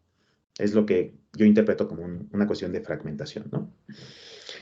Entonces, esta es parte de las conclusiones que obtuvimos, ¿no? Las muestras de datos que pudimos analizar también nos permiten echar un vistazo y hacer un recorrido histórico, ¿no? Que nos permiten identificar actores relevantes, sobre todo actores gubernamentales, pero también a otros tipos de actores, medios de comunicación, periodistas, otros personajes de la vida pública, opositores, oficialistas, como les queramos llamar. Y cada uno de estos actores ofrece una propuesta simbólica en el sentido de una manera de interpretar, en este caso el fenómeno que es el de la violencia hacia los periodistas, la que ocurre fuera de los espacios digitales, pero también la que ocurre en los espacios digitales, ¿no? Y lo que parece estar ocurriendo es de que hay una modificación en el encuadre, ¿no? Entre lo que pasaba antes de 2018 y lo que pasa ahora. Nuestro informe no afirma, no imputa una causalidad directa, pero estamos sugiriendo de que algo está pasando en cómo se construye la conversación en torno a este tema. Y la evidencia la acabo de ofrecer acá, ¿no? Con los grafos, que son miradas históricas, ¿no? Estos son datos, son casi 2 millones de tweets divididos en 2 periodos, ¿no? Y en gran medida nuestro objetivo es mostrar que hay un diferencial en la forma en la que se vive y se experimenta la vulnerabilidad de las y los periodistas, ¿no? Y que, según lo que logramos recuperar a partir de datos de organizaciones civiles y los datos de las plataformas, todo parece indicar que hay distintos actores que están aprovechando esa impunidad, porque la mayoría de las agresiones de los periodistas no, aunque se investiguen, no se resuelven, aprovechan ese ambiente de impunidad para seguir agrediéndoles, ¿no? Entonces, nuestra propuesta y nuestra apuesta, tanto analítica, académica, pero también de involucramiento social, es que es necesario abrir las redes sociodigitales para comprender el fenómeno, ¿no? No basta solamente tener la tendencia de que hay un aumento de agresiones. También hay que entender los mecanismos de cómo se generan las agresiones y además los efectos, en este caso los efectos funcionales de la polarización que permiten que se siga agrediendo en los espacios digitales a las y los periodistas. Y esos son los que se vuelven visibles, ¿no? Porque otros usuarios seguramente están viviendo agresiones, porque personas defensoras de derechos humanos, personas defensoras del territorio, seguramente están viviendo agresiones y hay que poner de relieve el fenómeno, ¿no? Entonces, esto es lo que hemos querido compartir con ustedes esta tarde. Les agradecemos mucho por la atención y en este momento lo que nosotros quisiéramos, además de ofrecerles nuestros espacios de interacción, que está el correo del laboratorio, que es Signalab, así todo junto, signalab@iteso.mx, y nuestra cuenta de Twitter, que es signa-lab. También estamos en Facebook como signa-lab. Y en Instagram me parece que es la misma, signa-lab. Ahí estamos en las 3 redes sociales. También tenemos un espacio en YouTube. Si visitan la página signalab.mx, van a encontrar nuestra producción, los distintos informes, las bitácoras, los signarios, ¿no? Que son entrevistas que tenemos con académicos, con activistas, donde nos explican también su mirada sobre los espacios sociodigitales. Los invitamos a que también los visiten. Y en este momento, además de agradecer a la Cátedra Ignacio Ellacuría y a la Ibero Puebla, les agradecemos a ustedes por la atención y a nombre del laboratorio, con todo este agradecimiento, les invitamos a que nos expongan sus dudas, sus comentarios, si hay algo que no ha sido suficientemente claro y que desearan que explicáramos de una mejor manera, pues también. Y yo con eso, bueno, nosotros con eso terminamos. Bueno, muchas gracias, Anthony, a Eduardo y también a Luz por toda esta presentación. Veo que Vanessa levantó la mano, que es una pregunta, entonces vamos a habilitarle el micrófono. Ok, ya. ¿Me escuchan? Sí. Gracias. Pues yo la verdad desconozco mucho de tecnología, tengo 40 años y no, sí es un mundo muy ajeno. Yo tengo dos preguntas. La primera es, ¿qué cosa hay en Twitter? O por qué veo como que muchas personas y muchas cuestiones políticas se manejan en Twitter y no en otras plataformas, ¿no? Como Facebook, por ejemplo, Instagram, TikTok. ¿Sí me explico? Eso me gustaría como saber un poquito, tratar de comprender. Y la otra es que me quedó duda sobre estas tres dimensiones que nos hablaron en un inicio. Solo a ver si me las podrían explicar como en un lenguaje muy simple, qué son o sí, dónde están esas tres dimensiones. Gracias. Me perdí un poco con lo de las tres dimensiones. No sé, ¿en qué momento fue? Perdón. Sí, es que fue al principio, no recuerdo el nombre, creo que Eduardo fue el que habló de ellas Seguro. y nos mostraba una diapositiva donde se veía cómo se movían como de frente, de perfil, así, Claro. y esa parte no la entendí muy bien. Gracias. Con mucho gusto. Si quieres, lleva bien primero esta parte como de las formas de visualización, ¿no?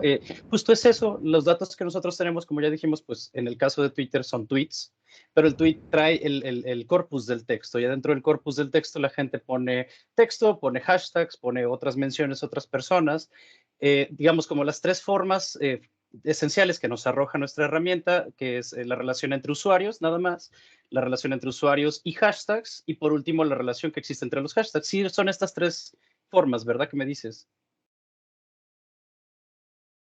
Vanessa? Gracias, sí, muchas Sí, gracias. ¿verdad? Ok, pues extendiéndolo un poquito más, es simplemente cómo se están relacionando primero los usuarios entre ellos, la segunda es cómo se relacionan los usuarios hacia los temas de conversación, y por último, cómo se relacionan los temas de conversación, pues de forma natural entre ellos, al ponerlos en conjunto en un retweet, al ponerlo en un quote, al ponerlo en una mención, o en un hilo, por ejemplo. Si quieres, me puedo aventar la línea de la transplataforma, si quieres, Tony, también de una vez, no sé. Sí, adelante, adelante. Bueno, nosotros trabajamos principalmente con Twitter por la apertura que tiene. Las dos APIs que los ofrecen, la versión 1 de la API y la versión 2 de la API, pues nada, son sumamente amigables y hay varias, pues, trabajos ya hechos en cómo aproximarse desde, pues, espacios que son públicos, ¿no? Como herramientas que ya están puestas a disposición de forma abierta, ¿no? Toda la cadena de los programadores que están constantemente poniendo su trabajo público, pues nos han facilitado mucho algunas cosas, pero justo Twitter es el que más fácil permite el acceso a sus datos. Que no veas, por ejemplo, cosas en Facebook tiene mucho más que ver con la privacidad que tú manejas dentro de tu plataforma. Es un poquito distinto. Nos hemos topado con pared en varios momentos con Facebook porque originalmente existía, ay Dios, ¿Net qué? Existía una herramienta que nos permitía acceder a palabras clave o a grupos o a comunidades propiamente en Facebook, pero las nuevas actualizaciones de privacidad, pues nada, su intención es que tú no encuentres cosas en tu propio, en tu muro que te vayan a causar estrés o que te vayan a molestar. Entonces, poco a poco tú has ido alimentando ese algoritmo y es parte de causa de que no hayas encontrado, por ejemplo, temas que sean contrarios a tu pensamiento de forma regular, ¿no? Es una estrategia más bien de privacidad de Facebook per se, pero justo a nosotros también nos limita el acceso a esos datos. como dijimos, ¿no? La línea de cross-plataformas, pues nada, Vicente Serrano, ¿no? Diferentes periodistas que se mueven en YouTube, pues tienen presencia también en Instagram y tienen presencia también en Facebook, pero justo las mismas limitantes de la plataforma, pues van a impedir que ese mensaje llegue a todo el mundo, ¿no? Aplica para cada uno de los temas en el caso de Facebook, pero sí existen en diferentes plataformas. Parte de nuestra investigación nos ha llevado incluso a revisar la plataforma rusa VK, porque empiezan a crear cuentas de aquel lado en donde se organizan para hacer ataques en Twitter o en Facebook o para promover videos específicos que se encuentran en otras líneas. Entonces, el proceso interplataformas es algo que sí les ha molestado incluso a las mismas empresas que las ponen, porque pues no hay manera realmente de llevarle un seguimiento, salvo que alguien que no forme parte de la empresa, pues lo esté viendo desde un tercero, como es nuestro caso. Si alguno de mis compañeros quisiera agregar algo más. No, más bien si alguien más, bueno, de mi parte, Luz, tú. No. De hecho, con lo que Lalo ya nos comenta, es por la apertura que tenemos y también por las condiciones y características de cada una de las plataformas. O sea, a lo mejor el debate no se desarrolla de la misma forma que podría ser en Twitter y que en Facebook también. O sea, dependiendo, nosotros vamos clasificando del tipo de información que queremos obtener, es a la plataforma a la que nos vamos a dirigir y más que nada las oportunidades que nos va a dar para obtener esa información. Sí, no sé si hay alguna otra inquietud entre las y los asistentes. Sí, no sé si aquí en el salón alguien tenga alguna pregunta, algún comentario, ahí en el chat, alguien que también tenga por ahí alguna pregunta que le quiera hacer a nuestros ponentes. Acá tenemos al compañero. Se escucha perfecto, ¿verdad? Sí. Sí, ¿no se puede salir un poquito más fuerte? Ok, está bien.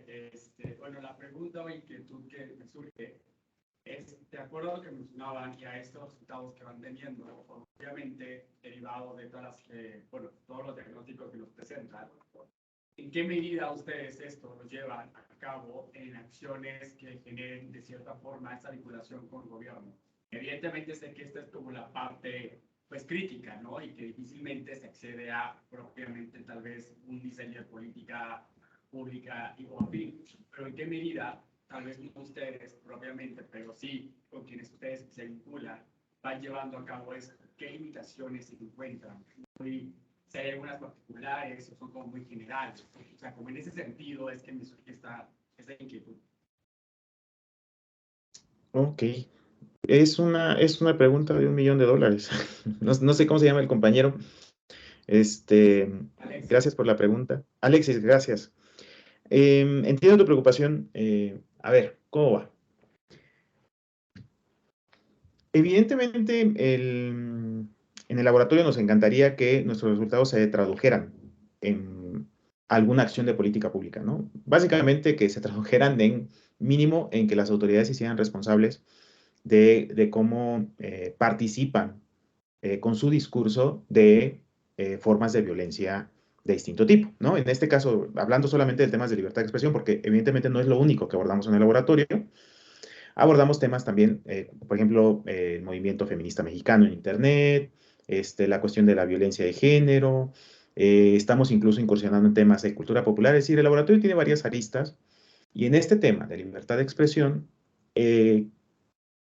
si bien el laboratorio incluso ha tenido diálogo con algunos espacios, ¿no? De las autoridades, entendemos que hay una dificultad muy puntual en términos de cómo estos diagnósticos se podrían convertir en política pública. Hay varias posiciones. Una es lo que tendrían que hacer las plataformas, por ejemplo, ¿no? Y en este caso, el laboratorio tiene mucha relación con Twitter, en el sentido, y lo digo en términos mucho de trabajo, ¿no?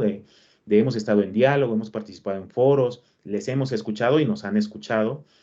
Y parte de nuestro interés y de nuestra propuesta es justamente que las plataformas tienen que hacerse cargo de identificar estas formas de violencia, ¿no?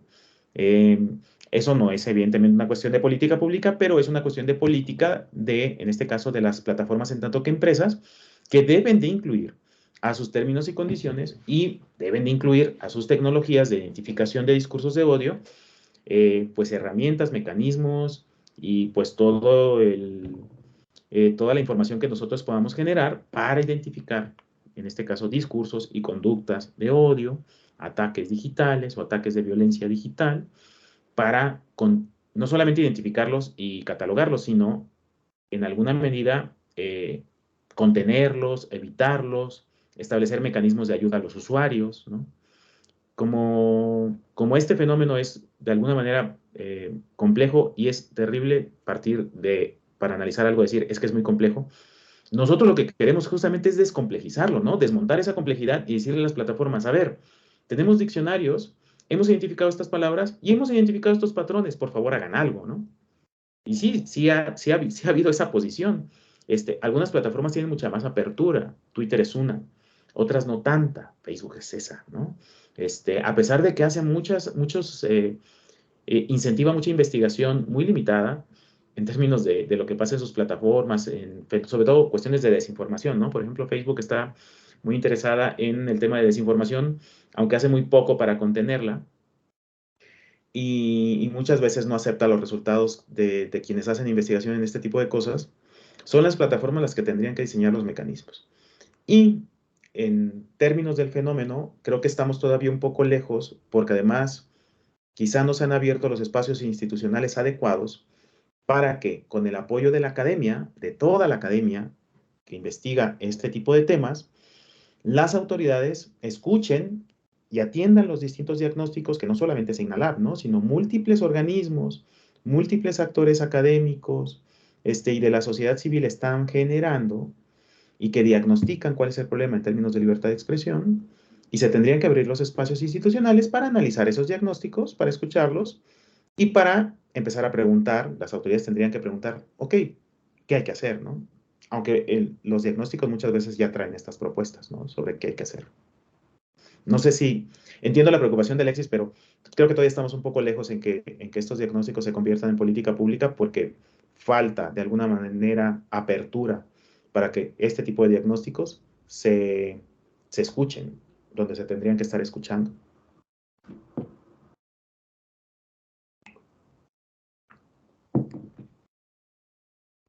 Pues, ¿alguien más que tenga alguna duda? Acá tenemos otras dos manitos.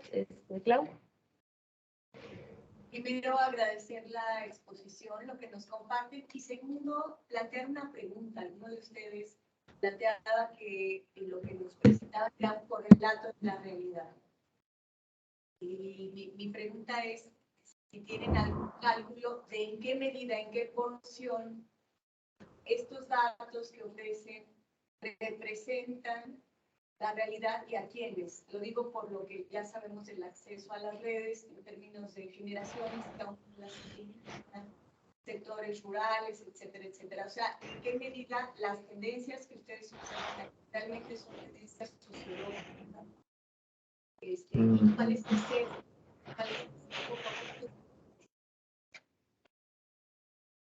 Ok, se me cortó un poquito al final y no alcancé a escuchar lo último de la participación de la compañera. No sé si lo pueden repetir.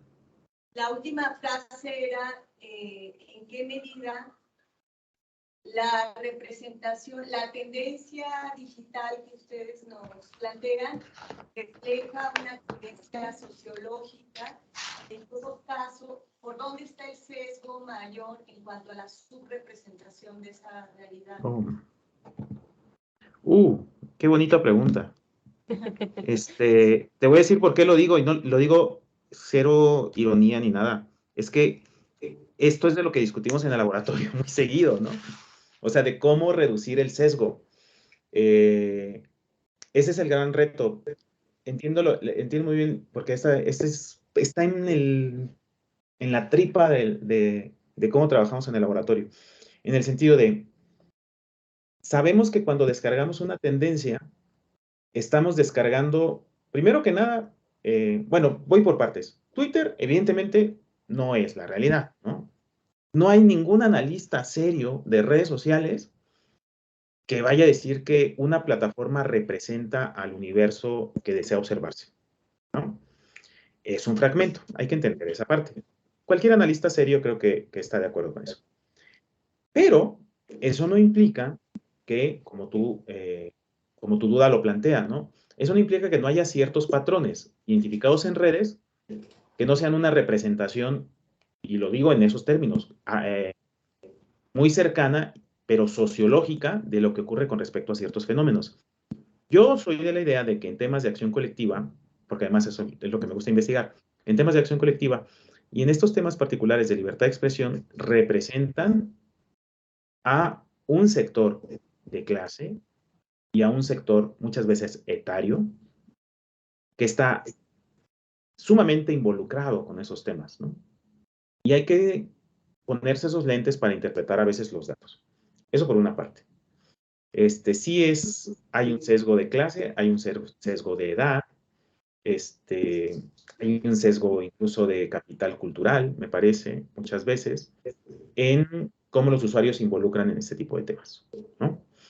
Pero lo que nosotros en el laboratorio hacemos para tratar de corregir un poco el sesgo es no quedarnos con la tendencia, ¿no? No bajar solamente el trending topic, sino es cómo podemos captar a esos usuarios que no usan la tendencia. Primera duda, ¿no? Identifiquemos palabras clave en las que se pueda estar jugando el sentido de esta discusión. Paso número 2. ¿Con qué otros datos u otras plataformas puedo triangular la información para aumentar la densidad analítica de las inferencias que podemos construir? Es un poco limitado, pero tenemos un poco de YouTube, tenemos un poco de Google News, tenemos ya un poco de Instagram, tenemos un poco de Reddit, ¿no? Y es así de, nunca vamos a poder corregir el sesgo porque ya hay una autoselección entre quien usa Twitter y quien no, y de nuevo hay otra autoselección entre quien participa en una discusión y quien no, ¿no? Pero lo que sí captamos son las propuestas discursivas, es decir, los enmarques simbólicos de ciertos grupos de actores, lo que nosotros nos gusta de repente llamar ecosistemas de acción, en el sentido de, no estamos captando el universo, ya lo sabemos, estamos captando parte de una tendencia y estamos captando una tendencia en la que participa cierta configuración de personas. Pero entre esos grupos, a pesar de todo eso sesgo, hay grupos que sí representan a ciertos elementos de la sociedad, ¿no? Actores políticos, medios de comunicación, organizaciones civiles, etcétera, que están ofreciendo un enmarcamiento simbólico de un fenómeno, en este caso la libertad de expresión. Y ese enmarcamiento simbólico es el que hay que poner de relieve, ¿no? Entonces, no podemos escapar del sesgo, pero no pretendemos tampoco aprender analíticamente toda la realidad. Acercarnos un poco a ella y poner de relieve ciertos patrones que se manifiestan en cierto tipo de fenómenos, como son los de violencia digital hacia periodistas, y por supuesto, tratando de poner de relieve, identificar actores, identificar ecosistemas de acción, a partir de los cuales surgen ciertas propuestas simbólicas, es decir, ciertas formas de entender el mundo o una parte del mundo, en este caso el quehacer periodístico, que muchas veces son perniciosas para la libertad de expresión, ¿no? Decirle a todos los periodistas, ¿no? Porque hay grupos de usuarios que actúan así, decir que todos los periodistas son chayoteros, menos los que están de mi lado, es como, ese es el enmarque simbólico que están proponiendo ciertos grupos de usuarios, ¿no? Y hay que ponerlo de relieve en el sentido de decir, esto es problemático. Entonces, insisto, no escapamos del sesgo, no lo pretendemos, sino solamente corregir en la medida de lo posible y construir las inferencias más sólidas posibles a partir de distintas fuentes de información. Aquí luego los informes sacan datos de artículo 19, de CIMAC, datos abiertos, redes sociales, todo lo que es posible, ¿no? Y los analizamos de múltiples maneras, con múltiples facetas, tratando de identificar esos patrones, sabiendo que no captamos del todo la realidad, pero sí una propuesta de cómo entenderla y que tiene sus propias problemáticas que hay que poner de relieve. Ese sería como el resumen de todo el choro que me acabo de echar.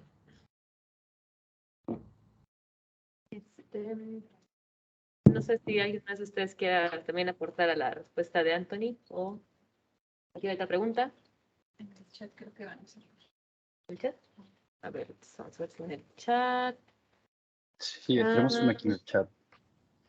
Desde Signal Lab, ¿tienen alguna investigación y postura sobre menores de edad en el espacio digital? Ahí Lalo se está muy metido ahorita en esos temas, así que creo que es el indicado para responder. Gracias, Tony. Tengo ya, pues básicamente la mitad del año pasado para acá, llevando talleres de ciberbullying y atención de respuestas frente a, pues a las formas violentas a las que se pueden exponer adolescentes de secundaria. Y creo que es lo más cercano a que podría presentarte en cuanto a una postura sobre menores de edad en el espacio digital, porque a final de cuentas leemos Internet como un continuum de la realidad. No es, digamos, no, como dijo Tony, ¿no? Que va perfectamente de la mano de esto. No estamos viendo la realidad completa, pero tenemos un acceso a un segmento de la realidad que ya trae una cierta carga. Para empezar, que alguien se haya animado a ponerlo en Internet, o sea, toda esta discusión, ¿no? Y cuando ya lo llevamos a cuestiones de niños, pues nada, temas como ciberbullying, temas como sexting, temas como claro, ahorita te paso algunas ligas, tengo varias cosillas ahí. Pero justo los temas que más atraviesan la violencia escolar en tanto a los pares, en tanto a adultos que son intrínsecos a los jóvenes o que generan una página falsa para acceder a ellos, pues la intención justo que yo tengo con los chicos es, mira, el mundo allá afuera es muy similar en este sentido, ¿no? Tú no estarías dispuesto a caminar en la calle rodeado de extraños, por lo mismo no deberías de estar dispuesto a estar en un chat rodeado de extraños, ¿no? Llevar las lógicas que nos han servido hasta ahorita para protegernos en la realidad, de alguna manera sí interpelen en acciones que tienen que ver con el área digital, ¿no? Y desde esa perspectiva, pues, tratamos de llevar un poco del conocimiento, de la estrategia que nosotros vemos en redes sociales para el acceso de los chicos, porque al final de cuentas es un medio del que ser prohibitivos con ellos, pues, ¿qué tanto podrías tú sobrevivir sin tu celular? ¿Qué tanto podrías tú sobrevivir sin tus accesos a las redes, ¿no? Entonces, en ese sentido, ellos ya han crecido en eso, sobre todo con una pandemia tan dura como tuvimos ahorita, en donde realmente la gran mayoría de sus relaciones, interconexiones y crecimiento como compañeros es a través de redes sociales, a través de TikTok, a través de los chats propiamente de los salones o los grupos que ellos mismos han creado en Telegram. Discord ha sido uno de los ejemplos más fuertes que he visto entre los chavos, pero justo es esto, ¿no? La finalidad de los talleres que yo tengo con ellos es a reconocer la responsabilidad que tenemos que tener todos como usuarios del contenido que estamos liberando allá arriba, ¿no? Un ejemplo que uso muy continuamente es, yo no dejaría mi cartera tirada aunque no tenga dinero en cualquier lado, que trae información. Y en ese mismo sentido, soltar tu información sin ningún tipo de cuidado, pues te va a llevar problemas, ¿no? Entonces, es un poco la apuesta que yo he ido como construyendo desde la línea del entender la realidad y el Internet desde el laboratorio, pero aplicado a las relaciones que sí o sí van a tener los chicos en la línea digital. Va por ahí. Obviamente también los talleres se extienden a papás, porque mucho de esto es qué tanto puedo permitir yo que mi hijo se acceda, etcétera. Es como en esa línea, y ahí ya hemos ido trabajando un poquillo con los chavos. Espero haber respondido un poquito más. Igual si me mandas un correo, ya puso Tony los accesos con nosotros, entonces con mucho gusto te comparto una lista de espacios y talleres que ya existen en línea. Entre ellos, vale la pena mencionarlo, Meta ha sacado un proyecto enorme de tratar el ciberbullying que está bastante bien condecorado y que se encuentra también en la plataforma. Ahorita también, de hecho, creo que podría pegar la liga, pero ahorita se las pongo. Que justo han tratado de encontrar accesos a padres de familia, de cómo interpelar con alumnos que tienen esta bronca, profesores, docentes que formen parte de los equipos de psicología o de las mismas clases de los alumnos, y por último, qué hacer, por ejemplo, si mi compañero o yo mismo estoy sufriendo bullying. Entonces, sí hay ya varias aproximaciones en esta línea, solo pues están un poquito aventadas por todos lados. Sí. Gracias. Muchas gracias. Creo que no hay más preguntas en el chat, ni acá en el salón, pero yo sí tengo una. Hace unos momentos cuando hablaban que hablaba Anthony de estas reuniones que ya han tenido incluso pláticas con los encargados de las empresas, de las redes sociales, para ver estas políticas internas y vinculándolo pues con el tema de la sesión de hoy, que es la libertad de expresión en el espacio digital. ¿De qué manera esas políticas que pueda haber para regular este tipo de contenidos en redes sociales o para ver este tipo de violencia no se vuelve un acto de censura hacia lo que se pueda difundir en las redes sociales, ¿no? ¿Dónde estaría esta línea que no se tendría que brincar? Puras preguntas millonarias en esta clase. Es una gran pregunta, maestra Chanik. Cuando el año pasado ocurrió todo lo del ataque al Capitolio, ¿no? La manifestación de enero de todos los grupos pro-Trump, y luego vino pues toda la discusión de que a Trump se le cerraron las cuentas en YouTube, en Twitter, en Facebook. Pues sí, en el laboratorio sí tuvimos muchos momentos de reflexión, ¿no? De hecho, les invito a Luz y a Lalo a recuperar cualquiera de las memorias de esos días. Y, por ejemplo, en las últimas semanas, cuando surgió todo lo de la posible compra de Twitter por parte de Elon Musk, que además venía con un discurso, ¿no? De hay que eliminar todos los bots de las plataformas y tiene que ser el escenario de la máxima libertad de expresión. Pues estas posturas que están como, que nos obligan, ¿no? A sentarnos a reflexionar críticamente sobre lo que implica la libertad de expresión en una plataforma, tienen un montón de aristas, ¿no? Y como les decía hace rato, no se trata de reducir todo y decir es que es muy complejo, ¿no? Justamente hay que desmontar esa complejidad, ¿no? Y hay que, por ejemplo, en cuestiones de, pues de derecho a la información, hay ciertas posturas de lo que implica la libertad de expresión, ¿no?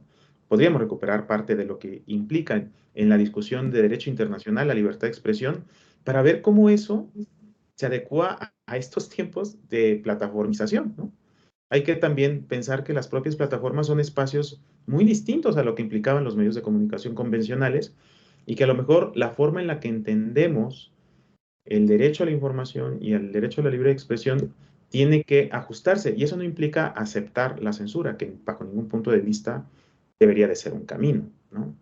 Pero tampoco deberíamos de aceptar que la violencia circule de una manera tan a veces nociva, ¿no? Para las personas. Lalo, que habla de ciberbullying, podría seguramente compartirnos lo que implica en términos de experiencia subjetiva el ser víctima de bullying a través de plataformas digitales. Deberíamos de aceptar ese tipo de prácticas simplemente por una versión demasiado abierta de libertad de expresión, ¿no? Es una pregunta que tendríamos que hacernos al momento de pensar en las plataformas. Punto número 2, ¿no? Las plataformas, pues a final de cuentas son empresas. Y si bien la cuestión de la libertad de expresión es algo que deberíamos de discutir con ellas, también hay otros aspectos que están íntimamente ligados a lo que implica tener o no libertad de expresión en las plataformas. Y una de ellas es el uso de nuestros datos, ¿no? Que es, las plataformas acceden a un montón de información nuestra. En el caso de Facebook incluso te obligan, ¿no? En algunos momentos a verificar tu identidad. Y eso, ¿qué implicaciones tiene, ¿no? Para la forma en la que nosotros experimentamos la plataforma, ¿no? Como les decía hace rato Lalo, y está relacionado con la libertad de expresión. A veces la plataforma va a presentarte los contenidos, gracias a sus algoritmos, a sus mecanismos de inteligencia artificial, te va a presentar contenidos para que tú te quedes, ¿no? Y puede haber miles de usuarios ejerciendo su libre expresión en esa plataforma cuya información no te va a llegar porque la plataforma tiene manera de filtrarlas, ¿no? Entonces, no es tan simple como pensar, creo yo, en si se trata de censura o no, porque hay que repensar el concepto de censura. No es tan fácil como decir, le cerramos la cuenta a cierto tipo de usuarios o los mantenemos abiertos, porque implica repensar la manera en la que se gestionan, almacenan y consumen nuestros datos, ¿no? Hay como varias discusiones que dar y no hay una respuesta simple a si las plataformas deberían de convertirse en censores. Ahora, mi opinión personal es que no. Mi opinión personal es que no son las plataformas las que deben de tomar esa decisión, son los usuarios. Y debería de haber mecanismos para que nosotros como usuarios pudiéramos participar de, pues un poco de cómo se gestionan los contenidos de las plataformas. Debe de haber alguna manera. Twitter ya ofrece algunos aspectos, ¿no? Los reportes, etcétera, pero debe de estar acompañados de otro tipo de mecanismos. Y aquí, a lo mejor la respuesta está en parte en la inteligencia artificial. Por ejemplo, lo de las anotaciones de Twitter a los tweets históricos, en parte son resultado de un ejercicio de inteligencia artificial del algoritmo de la plataforma que identifica cuál es el tema que tiene un tweet, haciendo inferencias a partir de las palabras que están presentes en el mismo. Es decir, a veces un tuit no necesita mencionar a López Obrador para que sea calificado como este tuit habla de López Obrador, ¿no? Pero esa es la inteligencia de la plataforma. La plataforma tiene que avanzar para identificar este contenido es un ataque, este contenido es potencialmente violento y ofrecerle al usuario la opción de verlo o no. Algo que ya en parte se hace con las imágenes, por ejemplo, ¿no? Entonces, como ven, hay que desmontar la complejidad que implica hablar de libertad de expresión en plataformas, porque como no es solamente speech, ¿no? No es free speech nada más, ¿no? Son prácticas. O sea, subir una foto no es discurso puntualmente, ¿no? Es práctica, ¿no? Like o darle un like o dejar un comentario, no es solamente discurso, es una práctica, ¿no? Entonces hay que dar una vuelta chiquita de la tuerca y repensar estos conceptos y pensar en las implicaciones que tienen para generar un ambiente más sano en términos de discusión digital. Y no sé si mis compañeros tienen algo que añadir al respecto. Me parece que igual abonando a la parte que hablas, Anthony, sobre la inteligencia artificial, ¿no? Que es con lo que pasa con la automatización de las conversaciones, que finalmente han encontrado la forma en cómo tomar, no tomar, sino que apropiarse de esta inteligencia y utilizarla en favor de posicionar cierta información o simplemente hacer burbujas nada más de información. Entonces, me parece que lo que es pertinente lo que nos compartes y nada más abonaría eso. Y gracias. Y bueno, en el chat Vanessa pone, la violencia y la violación de derechos humanos no puede ser libertad de expresión. Definitivamente no, ¿no? O sea, eso no es ejercicio de libertad de expresión.